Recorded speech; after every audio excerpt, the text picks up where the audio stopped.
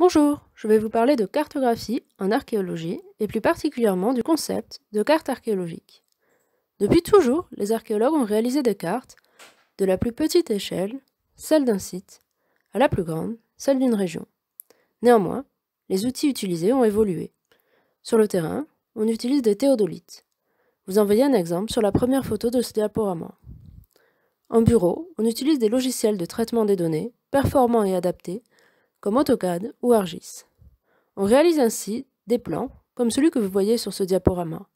Il s'agit du plan de la fouille du Pont Vieux, réalisé préalablement aux travaux de la ligne 1 du tramway à Nice. La troisième image que vous voyez est la carte archéologique en cours d'élaboration, avec une vue sur le Vieux-Nice. La cartographie n'est pas seulement un mode d'enregistrement et d'illustration des données, elle joue un rôle essentiel à la fois dans la gestion de l'activité archéologique, la protection des vestiges et des sites, la réalisation d'opérations sur le terrain, mais aussi dans la recherche et dans la médiation. Je vais donc vous expliquer ce qu'est la carte archéologique, pourquoi ce concept, qui l'utilise, pourquoi, comment. Je vais vous présenter la carte archéologique nationale, puis la carte en cours d'élaboration pour la métropole Nice-Côte d'Azur. Qu'est-ce que la carte archéologique nationale? Selon le Code du patrimoine, la carte archéologique comporte 1. Des éléments généraux de connaissance et de localisation du patrimoine archéologique, pouvant être utilisés par les autorités compétentes pour délivrer les autorisations de travaux et permettant l'information du public. 2. L'état complet de l'inventaire informatisé des connaissances et de la localisation du patrimoine archéologique. C'est donc un outil de gestion, à la fois de l'aménagement d'un territoire en général. Il permet la réalisation de plans locaux d'urbanisme ou d'études d'impact, et de l'activité archéologique, des prescriptions, de la protection des sites. C'est aussi une base de données spatialisée et mobilisable pour la recherche et pour la médiation. Il est donc utilisé par toutes les personnes travaillant dans le domaine de l'aménagement d'un territoire qui en aurait besoin, par les prescripteurs, qui sont les conservateurs en archéologie et qui travaillent dans les services régionaux d'archéologie, rattachés au ministère de la Culture, mais aussi par les chercheurs, les médiateurs et le public qui s'y intéresserait. Quelle est l'histoire de la carte archéologique? Depuis 1945, le ministère de la Culture a obligation de recenser et de cartographier les sites archéologiques. Mais le premier inventaire informatisé des sites archéologiques est fait en 1978, sur une base de données nommée SIGAL. En 1990, l'Europe, lors de la Convention de Malte, choisit le terme d'inventaire du patrimoine archéologique en France et crée la notion de carte archéologique nationale. En 1991 est mise en place l'application DRACAR. Il est alors possible de réaliser de manière automatique des cartes de répartition des sites à partir de la base de données. En 1994, commence à être développée une nouvelle application nommée Patriarche pour patrimoine archéologique. C'est l'application qui est toujours utilisée aujourd'hui. Elle est développée sur des logiciels nommés SIG. Qu'est-ce qu'un SIG? Littéralement, un système d'information géographique. Plus concrètement, c'est un logiciel qui permet le stockage et la visualisation des données selon le principe de la superposition des couches, comme vous le voyez sur l'image ci-jointe. Il permet aussi l'analyse et la modélisation des données spatialisées. Ils sont utilisés dans de nombreuses disciplines et en archéologie depuis les années 90.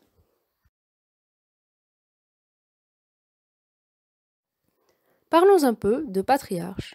Cette base de données est liée à un logiciel SIG nommé ArcGIS. Elle est composée de 6 ensembles. Le premier est les entités archéologiques. Il s'agit d'occupations d'un type, d'une période et d'un endroit donné.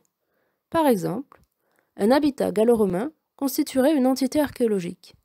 Mais si sur ce même lieu où se trouvait l'habitat gallo-romain, il y a plusieurs siècles plus tard, un habitat d'époque médiévale par exemple, il s'agirait d'une nouvelle entité, de type habitat médiéval. Les opérations archéologiques constituent le deuxième ensemble. Elles sont de type varié, prospection, fouille, diagnostic. Le troisième ensemble est les protections, comme par exemple les zones de présomption de prescription archéologique c'est-à-dire les zones où la probabilité de trouver des sites est plus forte. Les 3 derniers ensembles sont des tables de la base de données. Ils ne sont pas spatialisés. Il s'agit des sources, qui sont les rapports, les photos, les images ou tout autre document qui vont renseigner les entités archéologiques, les opérations et les protections. Il y a aussi le répertoire de toutes les personnes liées à l'activité archéologique. Et enfin, on a des tables de référence régionales qui permettent de personnaliser le vocabulaire selon la région d'étude. La carte que vous voyez à droite représente les entités et opérations archéologiques de Patriarche sur le territoire de la métropole de Nice. On voit alors une concentration logiquement plus forte des entités archéologiques sur le littoral et le moyen pays.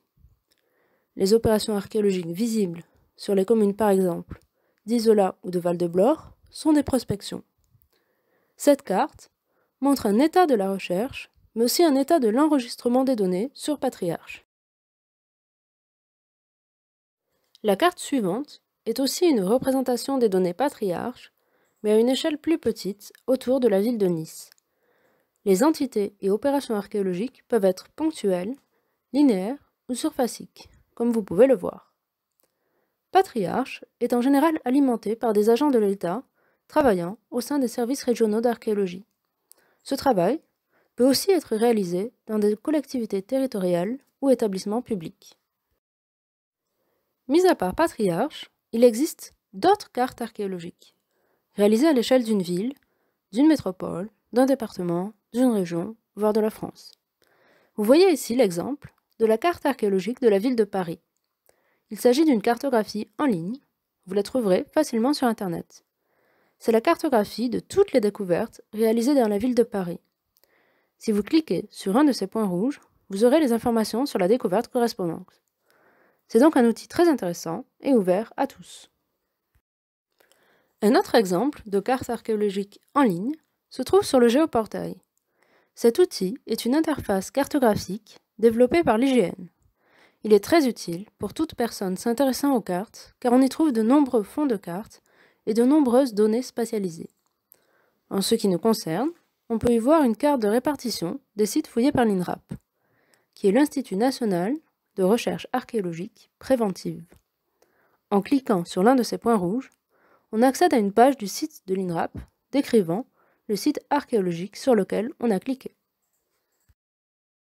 Je vais maintenant vous présenter la carte archéologique en cours d'élaboration sur le territoire de la métropole Nice-Côte d'Azur. Ce travail est réalisé au sein du service d'archéologie de la métropole et en étroite collaboration avec le service régional d'archéologie de Provence-Alpes-Côte d'Azur. La métropole fait un peu plus de 1400 km² et est composée de 49 communes. Son territoire est très contrasté, avec un littoral très urbanisé, un moyen pays un peu moins, et un haut pays avec des sommets à plus de 3000 mètres d'altitude. Cette variabilité des paysages entraîne des aménagements et des politiques d'aménagement différentes, et donc une activité archéologique variée et qui nécessite de s'adapter à ces différents environnements. Comment rendre compte de cette activité par la cartographie? Comment aider à la gestion de l'aménagement de ce territoire? Comment rendre disponibles ces données aux chercheurs, aux étudiants, à toute personne le souhaitant? Nous tenterons de répondre à toutes ces questions par le biais de la carte archéologique. Quel est le contenu de la carte archéologique Nice-Côte d'Azur? Il est important d'ajouter à notre projet différentes données. En tout premier lieu, les données environnementales. Vous avez ici 3 exemples. Le premier est une orthophotographie, c'est-à-dire l'assemblage de plusieurs photos aériennes. Le deuxième est un modèle numérique de terrain, c'est une image de l'altitude. Le troisième est une carte géologique. La carte archéologique contient également des données administratives. Vous avez ici une carte de toutes les communes de la métropole de Nice à droite et une carte du cadastre centrée sur le centre-ville de Nice à gauche.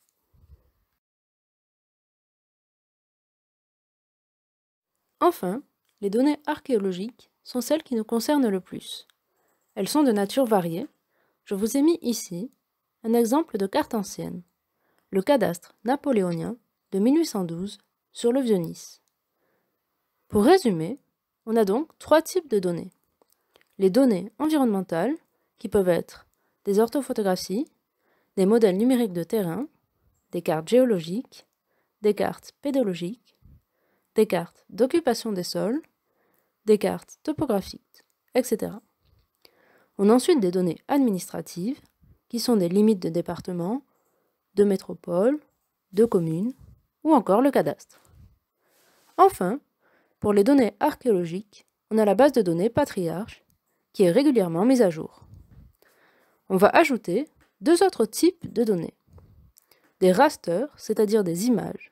On ajoutera alors des cartes anciennes et des plans issus des rapports d'opérations archéologiques. Le deuxième type de données à ajouter sont de type vecteur. Ce sont des points, des lignes ou des polygones. Ce sont des entités mesurables.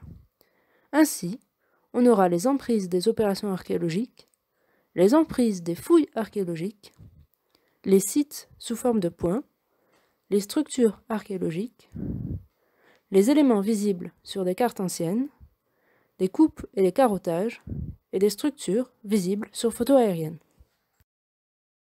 Comment alimente-t-on la carte archéologique? Une des premières étapes est le géoréférencement des plans issus des rapports d'opérations archéologiques et des cartes anciennes. Cette méthode consiste à donner une localisation absolue à une entité, un X et un Y. Les cas sont variés. Dans le premier cas que je vous ai mis ici en exemple, le plan à géoréférencer dispose de points de repère avec des coordonnées. Il suffit donc d'indiquer ces coordonnées au logiciel et le plan se replacera dans l'espace au bon endroit. Dans le cas numéro 2, qui est en fait le plus fréquent, on a un plan qui ne dispose pas directement de coordonnées, mais qui est un extrait du cadastre. On va donc chercher des points de repère entre cet extrait du cadastre et le cadastre dont on dispose et qui est localisé. La deuxième étape est la vectorisation des éléments visibles sur les cartes anciennes et les rapports des opérations archéologiques.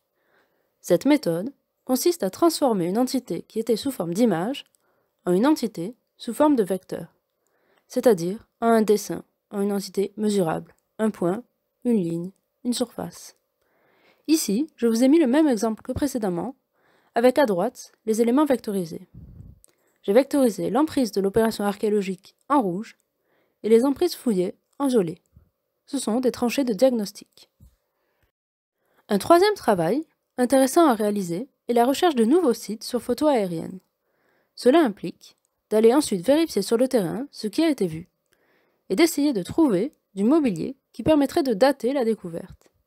Ici, vous avez l'exemple d'un site qui a été découvert sur photo aérienne. Il s'agit de la cime de la Tournerie qui se trouve à Roubion. Il est interprété comme un sanctuaire de l'âge du fer.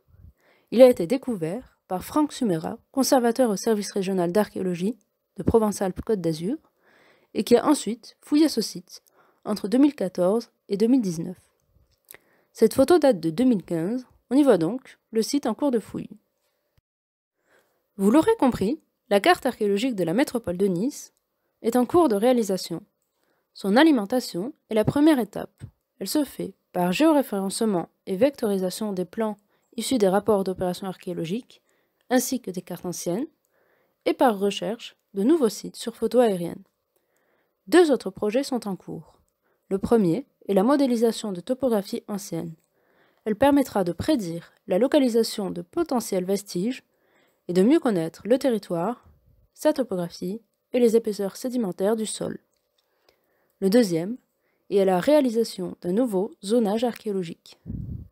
Le zonage archéologique permet aux conservateurs de sélectionner les projets d'aménagement qu'ils souhaitent étudier, puis de prescrire ou non des opérations archéologiques. Vous pouvez voir à droite l'état actuel de la carte archéologique de la métropole centrée sur la ville de Nice. Ce travail se fait et se conçoit sur le long terme. Il est essentiel pour notre discipline, à la fois dans sa gestion et dans sa pratique. Nous sommes donc heureux de pouvoir partager avec vous nos premières avancées. Si vous souhaitez plus d'informations sur la carte archéologique, vous pouvez lire ces trois articles. Les deux premiers présentent l'application Patriarche et le troisième, la carte archéologique de la France. Tous les trois sont disponibles sur Internet. Vous avez ensuite 3 pages Internet La première est issue du site du gouvernement et apporte des informations générales sur la carte archéologique nationale. Il en va de même pour la deuxième page, issue du site Archéologie en chantier. La troisième ressource est l'Atlas des patrimoines. C'est une interface cartographique développée par le ministère de la Culture et qui contient différentes données sur le patrimoine et sur l'archéologie en France. Je vous laisse donc faire vos recherches.